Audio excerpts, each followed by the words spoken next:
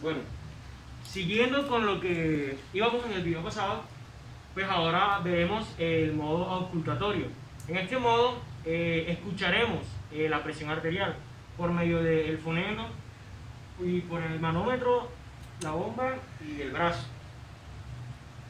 Este modo consta de utilizar el fonendo para escuchar la arteria braquial, que encontraremos en la parte del brazo. Zona derecha podemos ver que sobresalta.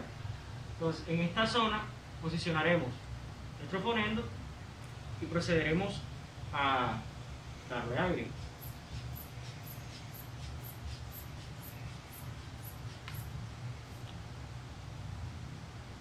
Cuando dejemos de escuchar, aumentaremos 20 más y luego soltaremos el aire.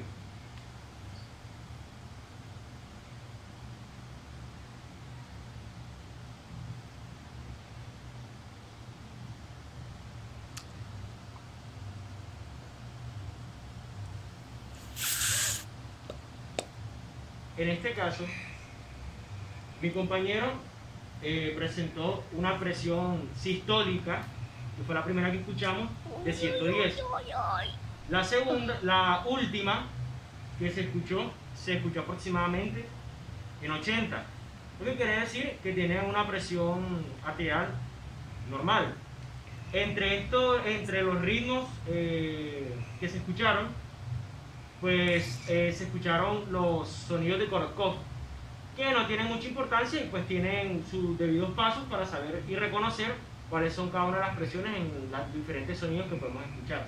Y esto fue todo. Adiós amigos, hasta el próximo video.